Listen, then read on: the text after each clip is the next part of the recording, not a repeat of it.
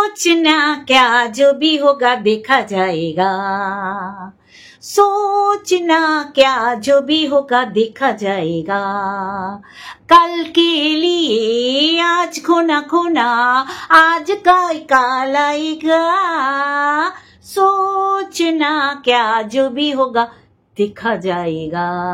চলো আজকে ভিডিও শুরু করব। অবশ্যই করে অনেক কিছু বলার আছে, অনেক কিছু শোনানোর আছে। তা চলো মেন কন্টেন্টে চলে যাও। চলো আর লাস্টে তো অবশ্যই করে বলবো কালকের একটা কমিউনিটি পোস্ট আপনারা সবাই দেখেছেন, অবশ্যই করে দেখেছেন। কেন চোখ যখন আছে, যখন ইউটিউব খোলেন তখন তো এইগুলো তো চোখে যায়। তা সেরকম আপনাদের কাছেও আইসে। সত্যি করেই না, মানে আমি জানি অনেকে কনফিউজ, অনেকে ভাবছেন কি ব্যাপার, কি হলো, কেস খাওয়ার মতন কি হলো। কিচ্ছু লাগে না। আপনাকে যদি আমার কেস, আমার ক্ষমতা যদি আপনাকে দেখাতে হয় তাহলে সেখানে কোনো কারণ লাগে না। তো সেখান থেকে আমরাও বাদ যাচ্ছি না। যাকে সেটা অন্য বিষয়, সেটা অবশ্যই করে ভিডিওর শেষে বলবো।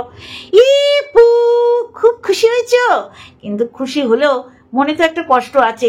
তোমার ভাই একেবারে যে জামা দিয়ে আমাদের মুখ ঘষেছিল না, আমরা অস্বীকার করি না, কিন্তু তোমার কষ্ট হচ্ছে তোমাকে কেউ এটা বলতে পারে। একদম ঝমক ঘষে একেবারে সমস্ত কিছু বার করে দিয়েছে না, তারপরেও তোমার ওই গাইতে হবে। দেখো আমার সিদ্ধারা আছে, যেদিনই বলেছে দোগলা হেটার্স আর যাই না। হ্যাঁ, কন্টেন্ট তো অবশ্যই, এইখানে যখন কাজ করতে নেমেছি সবাইকে কন্টেন্ট করব যদি কিছু বলার থাকে, তাই না? কিন্তু তোমার দেখো কিচ্ছু বলার নেই, তাও তুমি একেবারে দিদি হয়ে পাতানো দিদির জায়গাটা নিতে গেছো। তুমি কি দিদি হয়েছ? ও তো নয় পাতানো, ওর তো নিজের দিদি। আর তুমি কি দিদি কদিনই, কিন্তু দিদিকে ভাই একদম সোজা সাপটা উত্তর, একদম আমাকে নিয়ে কিচ্ছু বলবে না। যেমন আমাকে একটা সময় সবার নাম করে করে বলতো, কন্ট্রোভার্সি ক্রিয়েটারদের নাম করে করে বলতো এরা আমাকে নিঃস্বার্থভাবে ভালোবাসে। আর যখনই স্বার্থে ব্যাঘাত ঘটেছে, মানে যখনই তার ভুলগুলো চোখে পড়েছে, তখনই হয়ে গেছি দোগলা আর হেটার্স। কিন্তু না, তুমি তো তা করবে না। তুমি ভাবছো এইগুলো সব ছেটে মেটে চেটে চলে গেছে, এখন আমি রাজ করব। কিন্তু তুমি ভাবনি এত তাড়াতাড়ি ঝামাটা দরকার পড়বে ভাইয়ের। হ্যাঁ গো, এই কারণে তুমি কি খুশি গো? খুশি হয়নি? ওই যে উপরে একজন আছে, সে সব কিছু দেখছে, ভালো মন্দ, ভুল ঠিক, ন্যায় অন্যায়, ঠিক আছে? চলো তোমাকে তো বলবোই, তুমি তো বলার সুযোগ দাও, তাই তোমাকে প্রত্যেকটা ভিডিও একটা একটা করে দিই, বুঝলে কি না? আরে ভাইটা ভীষণ নিষ্ঠুর, তাই না? নিষ্ঠুর, টুর না, নিষ্ঠুর গো, নিষ্ঠুর। কিভাবে সবার রাগ তোমার উপর দিয়ে মেটাচ্ছে না, তোমার উচিত হয়নি, তুমি বলেছো, কিন্তু তারপরেও তোমাকে দিয়েছে আচ্ছা করে ঝামা ঘষে, বুঝলে কি না? তা চলো, তোমার তো মজা লাগবেই। তুমি তো আবার এইসব মজা আস্বাদন করার জন্যেই যারা হাটকে কাজকর্ম করো। চলো আজকে এই যে মারিয়া, মন্দিরা, আর অবশ্যই করি আমাদের সু, এদের নিয়ে আমার বক্তব্য। দেখো, মন্দিরাকে এরা দুজন মারাত্মক ভাবে কপি করে, তারপর পেস্ট করার চেষ্টা করে। কারো কারো খাটে আর কারো কারো খাটে না। যেমন মারিয়া বাইকে করে হানিমুনে যাচ্ছে, আর কিরকম ওয়েদার আমার নতুন করে আর বলতে হবে না। এই বৃষ্টি ভেজা, যেখানে ওর নিজের শরীর খারাপ থেকে উঠেছে, মারাত্মক বৃষ্টি। এই বৃষ্টি জল মাথায় পড়লে আমার ছেলে যা ভুগেছে বলার অপেক্ষা রাখে না। তারপরে ও শরীর খারাপ থেকে উঠেছে মারিয়া, তারপরে দুজনে গেছে, গিয়ে বুঝতেই পারছে চরম দুর্যোগের মধ্যে পড়েছে। অবশ্যই করে নিম্নচাপগুলো তো আমাদের তো এইসব সমুদ্রগুলো থেকেই তো উঠছে, তাহলে সেইখানে গেলে মারাত্মক বঙ্গোপসাগর, এটা বোধ হয়, হ্যাঁ বঙ্গোপসাগর, বে অফ বেঙ্গলই তো, হ্যাঁ আরব সাগর তো মুম্বাইতে, তাহলে এইখানেই নিম্নচাপটা সৃষ্টি হয়েছে। তাহলে বুঝতে পারছেন কি বৃষ্টি যাওয়ার সময় অ্যাকচুয়ালি না গরম না বর্ষা। শীতের মরশুমে গিয়ে তুমি বাইক চালিয়ে শরীর কষে যায়, গরম, তার একটা ইঞ্জিনের গরম।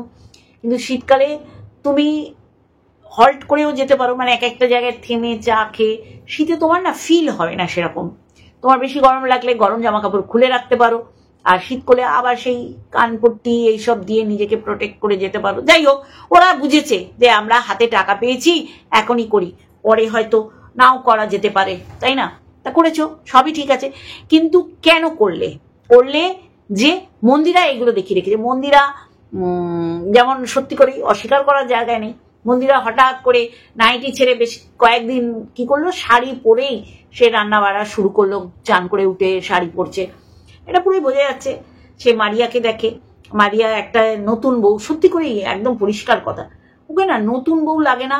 আর ওই পমপমকে আমার মনে হয় ও চুলটাও ঠিক মতো আঁচড়ায় না, মানে ও বাসি মুখ ধোয় কিনা সেটাও আমার মনে হয়, ওদের দেখলে এইরকম একটা মনে হয় যেন খুব নোংরা, মানে পরিষ্কার পরিচ্ছন্ন না। আমি জানি যে অনেকের ভালো লাগবে না, কিন্তু ওদের দেখে আমার এইটা ফিল হয়, তাই আমি বললাম।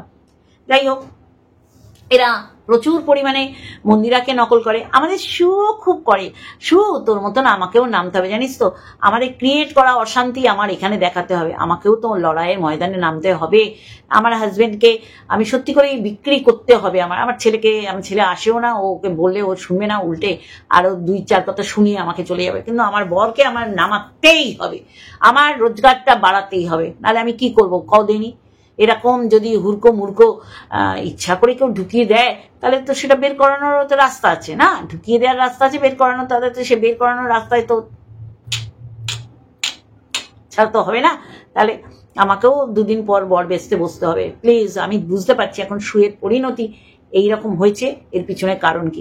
যাই হোক, যেটা বলা, তাই এইরকম কি করছে আমাদের শু এখন ওকে বলছে কিভাবে কপি করিস আর কিভাবে পেস্ট। মা গো মা, কপি পেস্ট তো তুমিও ভালো শিখেছো শু, কারণ তুমি ক্যাথাকে নকল করো, তুমি মন্দিরাকে এবং মারিয়াকে। আচ্ছা, আমি কালকে ইপুকে দেখলাম ক্যাথা কেন ভাই, তুমি তো অনেক এক্সট্রাঅর্ডিনারি দেখে দিয়েছো, তুমি যা করেছো সেগুলো ভুললে হবে।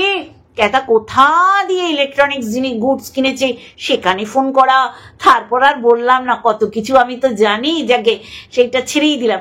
কিন্তু তুমি কি করেছো, তুমি দিনের পর দিন তার পাশে তার ছায়া দেখতে পেরেছো, যেখানে আমরা পরে জেনেছি যে বাপের বাড়িতে ফকলুর নিষেধ ছিল ঢোকার, মানে ক্যাথার বাপের বাড়িতে। তাই এখন তুমি যে ভুল বলেছো সেগুলো তো বুঝতে পারছি। হ্যাঁ, ও বলেছে যখন আমাদের খিদে পেত সে চপ বলো চাউমিন বলো ওই এনে দিয়েই চলে যেত, স্টেও করতো না, এটা বলেছে। কারণ ফকলু বলছে, এটা তো ক্যাথা বলেনি। তা ফকলু মনে হচ্ছে কোনো ভুল বলেনি, কারণ এমন দাগা খেয়েছে, এমন ছ্যাঁকা খেয়েছে, সেখান থেকে ও ঠিকই বলছে। সেখানে দাঁড়িয়ে তুমি কেন কইতেছ আমি ক্যাথা কই, আর ক্যাথাটা কোনো স্ল্যাং না, বুঝছো, সেটা আমি সুন্দর করে বুঝিয়ে দিয়েছি কেন ক্যাথা কই। তুমি তো ভালো জানবে না, তুমি যা যা করেছো তুমি আর কইও না, বুঝলে। এখন তুমি আমার সব কিছুতেই মন্দ খুঁজে পাও, একটা জল জ্যান্ত মন্দ। জামাটা ঠিক জায়গা মতন ঘষেছে, যেটা তোমার কষ্ট হচ্ছে, যে এইটা শুনে কে আমার এগেনস্টে নেবে, অবশ্যই করে আমাদের মেল ক্রিয়েটার বলেছে, আর আমি তো বলবোই, কারণ আমাকেও শুনতে হয়েছে।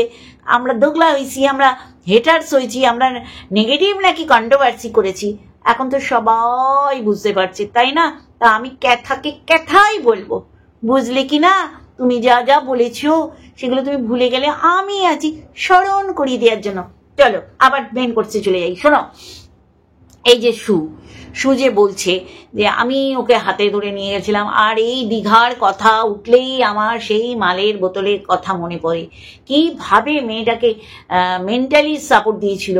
কারণ তখন নাকি পমপমের সাথে একটা বিচ্ছেদ হওয়ার খেলা খেলছিল, তার মধ্যেও আমরা ওই যেটা আর একটাও বলবো, আগে বলে নি, তার মধ্যেও দেখেছি পমপম নাকি ফোন করেছে, ফোন করে নাকি স্কুটি তেল ভরে দিতে বলেছে। তাহলে বুঝেছো, হ্যাঁ, স্বার্থ অন্বেষীরা, স্বার্থ নিয়েই এরা ভালোবাসা। সে যাই হোক, তারা যদি মনে করে আমরা বিয়ে করে স্বামী স্ত্রী এক হয়ে সংসার করব, এগিয়ে যাবো, তা সেখানে তো আমার প্রবলেমের কিছু না, আমার বক্তব্য কিছু না। কিন্তু এই যে আমাদের শু কেস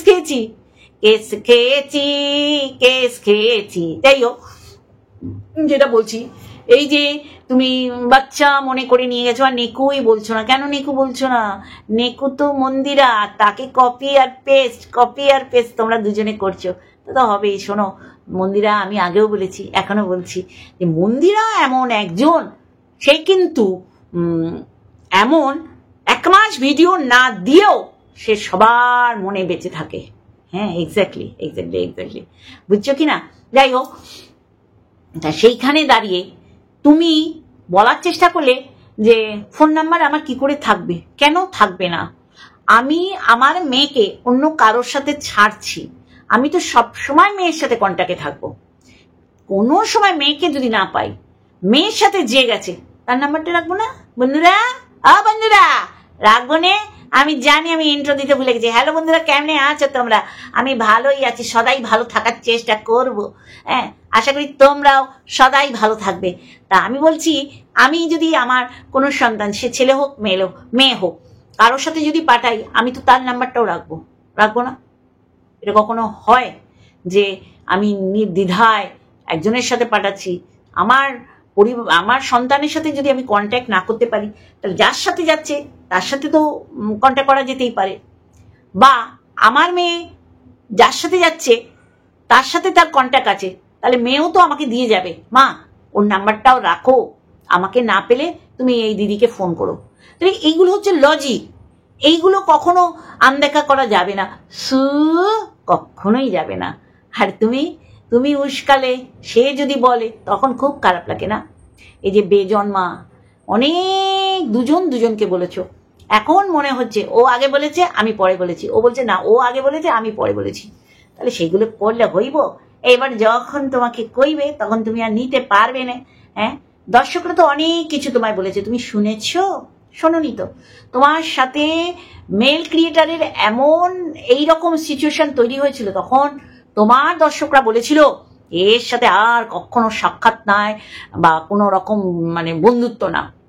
তুমি তারপরেও বন্ধুত্ব করেছো। তুমি এমন একটা জিনিস যে তুমি জানো যে আমার এই খুঁটিগুলো যদি মানে নড়বড় হয়ে যায়, তাহলে আমি নড়ে চড়ে যাব। যার জন্যে তুমি কি করেছিলে, রাতারাতি এসে তোমার হয়ে যারা ভিডিও করতো তাদের বিশ্বাসের উপর আঘাত এনেছিলি। এক্স্যাক্টলি তাই বলেছিলি, তোমরা না আর ওর এগেনস্টে ভিডিও করো না। তারপরেও আবার দেখো তোমরা সাপে আর নেউল হয়ে গেছো। তারপরে তুমি আজকে বোঝাতে বসেছি, দর্শক বলেছি আমি প্রতিজ্ঞা করছি, প্রতিজ্ঞা, এই প্রতিজ্ঞা আবার করছো ভাঙার জন্য। আমি বলেছি না ভীষ্ম ছাড়া কেউ প্রতিজ্ঞা রাখতে পারিনি, প্রতিজ্ঞা করেছে প্রতিজ্ঞা ভঙ্গের জন্য। তাই আমি বলছি, এই যে তুমি যে দেখালে তুমি কত অনেস্ট, কত ভালো, রিমের পর্ন সাইডের ভিডিও দেখেও তুমি ওকে সার্টিফিকেট দিয়েছো। হ্যাঁ, যখনই পাড়া পড়েছিলে যে একদম পর্ন সাইডের পর্ন কি যেন বলতে তুমি বড় ফালতু কথা বলে। 49 তুমি রিমের সাথে যখন ভাব করেছো, রিম্পার সাথে, তখন তুমি বলেছো 49 দিয়ে চরিত্র বিকিকিনি হয় না। আহারে, মানে সরু গলি দিয়ে ঢুকতে হবে। তারপরে গাল গপ্প অনেক কথাবার্তার পর তুমি বললে এই 49 চাইস, আর কি চেয়েছিস বলে যা যা বলার আর কি, সবাই যেটা বলে সেটা তুমিও বলেছো। তারপরে কি জানলাম যে সীমার সাথে তুমি ফোন আলাপ করবে বলেছিলে। কেন? কারণটা কি? তারপরে সীমা হয়ে গেল পরকীয়ার। হ্যাঁ, অবশ্যই করে। আগে আমি এটা একটুখানি রুনাকেও আমি একটু মিক্স করে বলছি। রুনা একটা কমিউনিটি পোস্ট দিয়েছে, সেখানে বলেছে যে সীমার পরকীয়া সত্যি করেই এখন তো দেখছি যে 2 বছর আগের ভিডিও থেকে যে ওখানে বাবা ভীষণ একদম ওপেন হার্ট, মানে হৃদয় তার এমন খোলা মেলা যে বলেছিল তোমার মতন সৎ নির্ভীক সত্যবাদী ক্রিয়েটার আমি দেখিনি। সারা জীবন তোমার সাথে বন্ধুত্ব রাখবো এবং বন্ধুত্ব রাখবো। এখন ভুলে গিয়ে লেজে পাড়া পড়েছে এবং কারো কাছে আমার ভালো থাকতে হবে, তাই কিমা হয়ে গেছে একেবারে কাজল রানীর কাজল। হ্যাঁ, এবার একটু আমাকেও বলেছে রুনা, দেখো আমি কোনোদিন সীমার পরকীয়াটাকে সাপোর্ট করিনি, কোনোদিন না। আর এইটা কেন আমি বলেছি লাইভ দেখে, মানুষ তো আমাকে তো কাজল রানীর সাথে বিরিয়ানি খেতেও পাঠিয়ে দিয়েছে, বিরিয়ানি খেতে পাঠিয়ে দিয়েছে, কাজল রানীর সাথে আমার সাক্ষাৎ হয়েছে, মানে তারা এটা বলবে। যতই আমি বলি না এটা হয়নি, যতই রিম্পা বলুক, ওরা বলবে না না না, কারণ রিম্পার সাথে আমার চুলোচুলিটা হয়নি। এই চুলোচুলি না হওয়ার কারণেই তারা এখনো বদনাম দিয়ে যায়। তাই রুনাকে বলবো যে রুনা, আমি কখনোই পরকীয়াটা যেই করুক আমি সাপোর্ট করিনি। আর অবশ্যই করে সেই সময় সীমা, এখন যারা করে যাচ্ছে ঠিক সীমার জায়গায় যারা আছে, সীমাও একদিন সেই জায়গা থেকে সবাইকে আকথা কুকথা বলেছে যে কোনো বিষয়। এখন বলছে আমাকে বলতে বলেছিল, কখনো নয়। তুমি কেন মানে ভাবনি আমাকে দিয়ে তো কেউ কিছু বলাতে পারবে না, তাই না? তাহলে আজকে তারা তো বলবেই যে সেই সময় আমাকে বলেছিল, আমাকে কানুন রোষ করিয়েছে, আমাকে মেরেছে। কিন্তু এখানে মানে একটা ক্রিমিনাল, তাকে পুলিশ কখনো পেটাতে পারে না, তার ডাক্তারি পরীক্ষা করে। আমি ক্রিমিনালদের কথা বলছি, ডাক্তারি পরীক্ষা করায়। কারণ কি জানো, যে আমার কার্সিডিয়া নিচ্ছি, পুলিশ বলবে তার আগে তার শরীরে কি কি ক্ষয় আছে, কি কি ক্ষতি আছে, আর কি ভালো কি মন্দ আছে, বুঝাতে পারছি। তারপরে পুলিশ তার জিম্মায় নেওয়ার পর সে কতটা ওই একই ভাবে আছে কিনা। আর এই সামান্য এইসব, এগুলো তো সাইবার বুলিং, সাইবার ক্রাইম, সব সাইবার ইয়ে হয়। এফআইআর শুনতে বড় সড়ো লাগে, যাকে সেটা পরের বিষয়। আমি বলবো তখন ওই চোখ বন্ধ করে এটা বলা উচিত হয়নি, যাকে সেটা অন্য কথা। সেটা এই যখনই যেমন পাচ্ছি বলছি। তাই আমি বলবো যে সীমার এই জিনিসগুলোকে আমি সাপোর্ট করতে পারিনি, সেটা সীমাও জানে, মানুষও জানে, তাই আমি বলেছি সহজে, বোঝাতে পারছি। তা চলো এইটুকানি বললাম। আর যেটা বলা, দুঃখ প্রকাশ করতেই হবে, কারণ সত্যি করে কিছু না করে এরকম বাজ খেলাম, কিচ্ছু না করে কেউ বলতে পারবে না যে কাউকে অসম্মানিত করে কোনো বাক্য ব্যয় করেছি, কোনো কটু কথা বলেছি, অফ ক্যামেরা বলো অন ক্যামেরা বলো। তা এই যে এইখানে যেটা লেখা আছে সেটা হবে, সেটা কেউ খণ্ডাতে পারবে না। তার বাকিটা তো তারপরে তো আমাদের সালটাতে হবে। তাই এইটুকানি বলার ছিল যে কেস খেলাম কেন খেলাম, এইটা যদি ক্লিয়ার করতো ভীষণ ভালো লাগতো। না, কেস তো দেওয়া যেতেই পারে, এর নামে ওর নামে তার নামে, কিন্তু দেব কেন, তাই না?